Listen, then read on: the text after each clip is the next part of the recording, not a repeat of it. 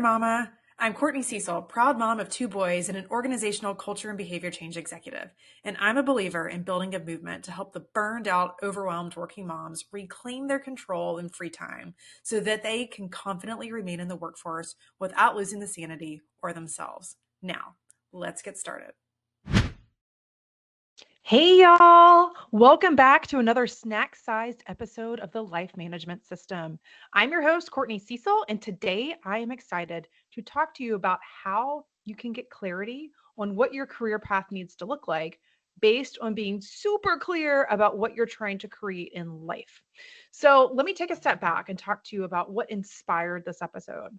I was at an event this week, and a new mom, her baby was 2 weeks old. She was sharing with me she was getting anxious already about having to return to work.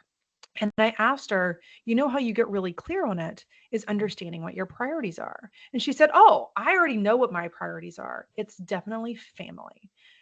Okay, I hear you. Like for most of us, we would also respond that family is our priority. But what does that actually mean when you unpack it? Of course, that double click of really understanding what quote unquote family means to prioritize is what's actually going to help assist our ability to make decisions around life.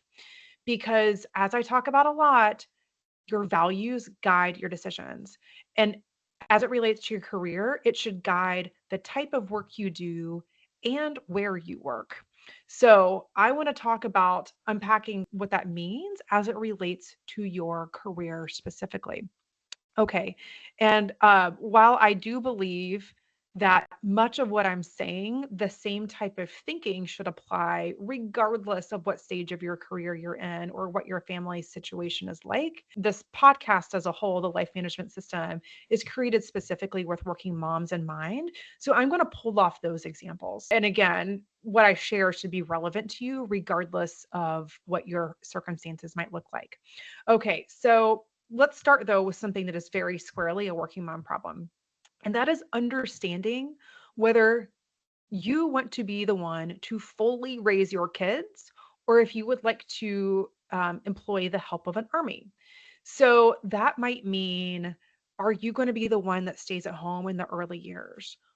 Maybe even if you are going to homeschool. So all of those will guide your decision on whether or not you actually want to return to work or not.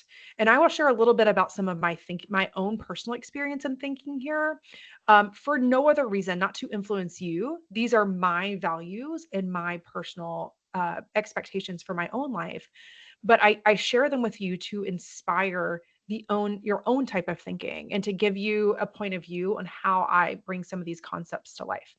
So one of the things as it relates to whether or not I work and whether or not it is best for me to be the one to raise kids or not is related to the fact that I know there are people that are experts at that very thing. I feel like I'm pretty good at a lot of stuff, but I feel like there are people that are a lot more quality than I am around teaching and patience and behavior of young kids and and being able to elicit some of my boys' best self. So I want to inspire them. I want to spend as much time with them as I can, but I also know that I am best when I am able to take a break from them. When I'm not the one that is constantly having to discipline them and constantly having to put pressure on them and constantly having to find my own patience in the interest of being able to support them when they're emotionally down. I also know that over time, particularly as they get older, they're going to be less incentivized to want to listen to me, as much as it pains me to admit that. And they're going to end up seeking guidance and support from other people. So I knew that working was the best decision for me. I did not want to homeschool. I did not want to quit work. A lot of that geared around the fact that I knew that there were experts that could help them, and that was just simply not me. I'm good at other things. I'm really good at some other things, but I don't have the experience that some of the experts have in teaching and raising the kids and their core behavior patterns.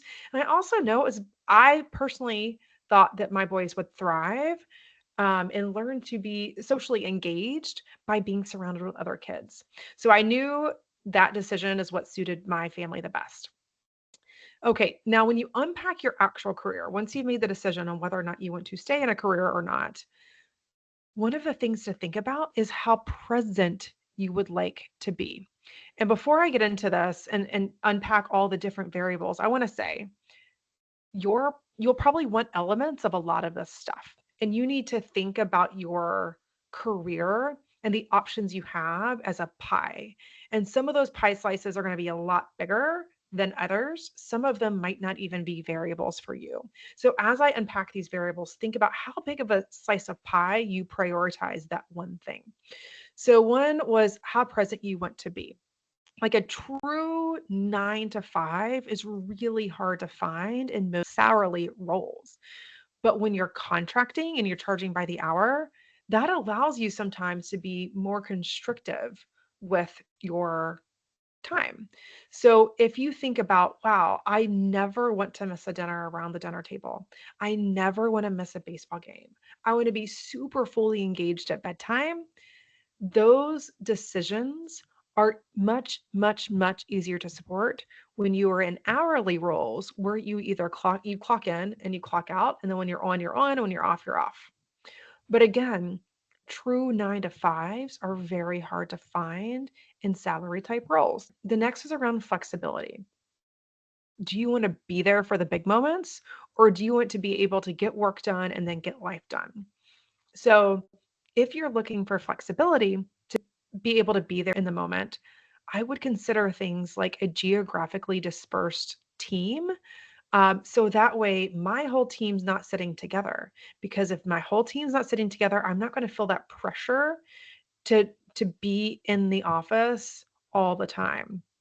I also might think about career choices that do not require me to be fully present or fully not.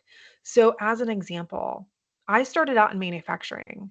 That is 100% on the job position. I was in manufacturing engineering. My office was in the middle of the manufacturing floor in the of the plant, and if I wasn't there, I was not able to do my job. A lot of the software I used was physically housed on some really big PCs at the company.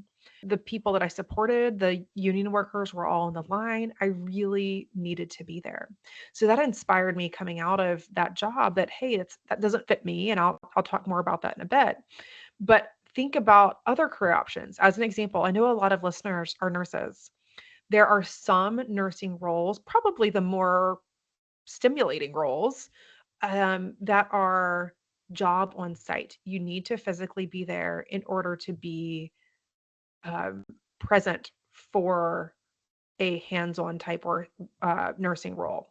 But there are also roles, for example, my friend is a she's a triage nurse, or my sister-in-law's mom was a virtual nurse. They're probably not as intellectually stimulating and as exciting, but it allows totally other benefits relative to flexibility, which was their ultimate goal. So again, to wrap that up, whether or not you actually prioritize flexibility might drive you to certain types of career choices or role choices versus others. The next one is money. How much do you prioritize money? Is it a driving factor, or is it something that you obviously care about, but it doesn't need to be the best it can be? And there is no shame, by the way, in your answer to any of these things. They are probably unique to you. Hopefully, it is something that you share and are aligned with your partner, because these all impact the decisions that you make as a team and the decisions that you have as a family. So for us, my husband and I, his name's Richard. Richard and I prioritize having enough money. That's kind of how we qualify it. And what I mean by that is we value nice things. We really value experiences. We really value having a quality home and the size of our home and having, being able to be proud of it. But we don't value having the most money. So we took career choices that were probably a lot more demanding and worked a lot longer hours than many people. And we continue to serve in those roles. that require a lot more of us. And we continue to push and get promoted for no other reason than because we value having enough money. But we don't value having the most money. We're not going to take career choices or make career choices that might maximize what we put in our pockets, but minimize the amount of time we're spending at home. So that being really grounded on what type of money situation we want for ourselves and what we want to do with the money helps. We know that we want enough money to have the home that we want and to be able to travel. Those are the two priorities for us. But if that's not what you prioritize, if that's not what you're looking for, then you just need to figure out what it is for you. So, as an example, tonight I'm hosting one of my old coworkers and his family. We are very close with them. They are some of our Charlotte besties. And his goal in life is to retire as soon as possible. So he values money for a completely different reason because he wants to hustle as fast as possible to like 50 and then get the heck out. So again, it doesn't matter what you want to spend your money on. It's just knowing what's enough for you based on the type of life you are trying to build for yourself. That might be for some people, you're a first generation American and you value having the best education for your kids possible. So you want to put them through private school and then you want to send them to Yale. Like, it doesn't matter. It's all about being grounded on what you're trying to create and then figuring out the career that you need in order to have whatever it is that you're trying to create. Okay, the next is around purpose and knowing how much you value serving others. So for some people, they are bleeding hearts and would just do anything, whether that be nursing or nonprofit work or whatever it may be, to serve others. And some people just don't value that. And there is no shame on either of those points of view. But how much you value that will help tell you whether or not that needs to be a leading decision maker when you're looking for a new career. And then the other thing, other types of elements that might impact your career are things like how much you care about prestige and reputation. How much do you care about intellectual stimulation or social stimulation? So, as an example, are you really going to value being surrounded by peers that will help challenge you and might make you be at your best, or that you can engage with on a social skill? So, coming out of college, I really valued having an experience where I could learn hip to hip beside people and where I could find my new besties. In fact, one of my best friends is straight out of day one of my first day of working. But not everybody values that, and particularly at this stage in the life where many of the people listening are mid-career, they are knee-deep in parenting. I know social stimulation is not always a priority. Sometimes people, because they prioritize family, just want to be at home and want to be able to work from home because that maximizes the amount of time they see their kids. But some are the exact opposite for the exact same reasons. They're doing nothing but family and they're saying, you know what? I really just need some adult time. So, knowing the balance of intellectual and social stimulation matters. Sometimes you make career choices because it is a stepping stone to something else. Also, okay. You might be inspired by financial independence, or maybe it's financial obligations. But whatever it is that you value, don't be sheepish about admitting why you're doing it and how it serves you. Okay. I want you to be really dogmatic and proud of why you're making these decisions and use them as your North Star to decide, is going back to work after kids or is working with kids the right thing for me? And what type of job or role or company or industry do I need to be in order to serve that dream I have for myself? So I should say, I'm going to call a timeout. If you are struggling thinking through this, know that I'm a life coach. Know that I'm here to serve you and help you figure that out yourself. Furthermore, not only am I a life coach to help you figure this kind of thing out, I also am an efficiency coach. Like my entire shtick is to help moms specifically or family, families with young kids figure out how to streamline their entire routine so it serves their bigger life purpose. So if you're interested in talking more about that, I'd be happy to have an exploratory call with you. Or if you already know you're ready to jump in, then you can go to www.workingmomsmovement.com and you will see my service page there. And whether that be you want to take my course or you want to join me in the group program, which is what I recommend, I am offering a 25% discount for my podcast listeners. So thank you very much. Merry Christmas. And that coupon code is LMS Pod POD 25. So LMS POD 25 for 25% off working together. Okay, so as I talked about before, it doesn't have to be all those variables at once. There will be some weight to it. So think about those variables in the sense of a pie. So let me talk to you just a second about my journey because that might help you understand and think about how you apply your decisions to your life choices. So again, I started out in manufacturing. And I tell you what, guys, it was so embarrassing walking in 2 minutes late to work. There were so many times where I would come in these like again, manufacturing. We had all of the OSHA standard stuff you need for the type of machinery and the type of work we did. We built very, very oversized lights. So think about things that go in the stadiums and that sort of thing. And I would come in as this young schmuck, 2 minutes late, and everybody on the assembly line had already started work. And then those giant metal steel doors slam behind me and everybody would turn and look. And it was so freaking embarrassing, particularly given the age that I was at the time in my young 20s.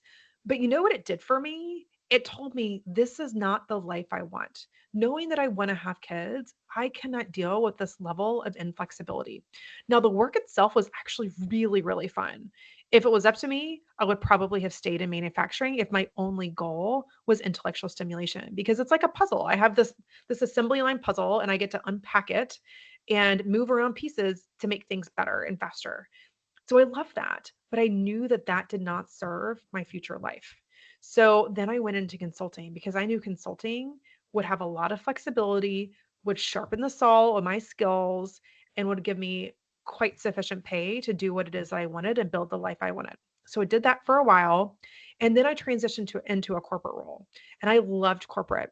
In fact, I spent 16 years at my same company that I started out in consulting.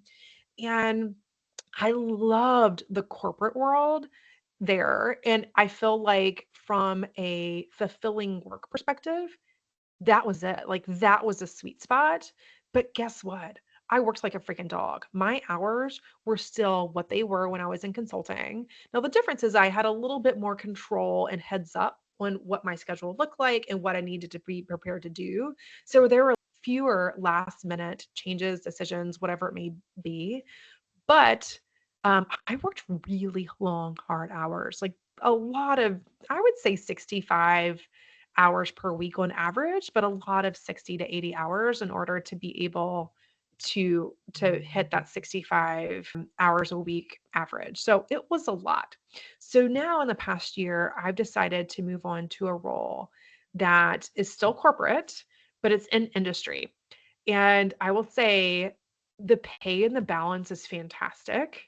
Like my hourly rate is probably immensely better than it was when I was working 65 hours in consulting, but the work itself is not at all stimulating. It's really slow, very painfully slow compared to what I'm used to.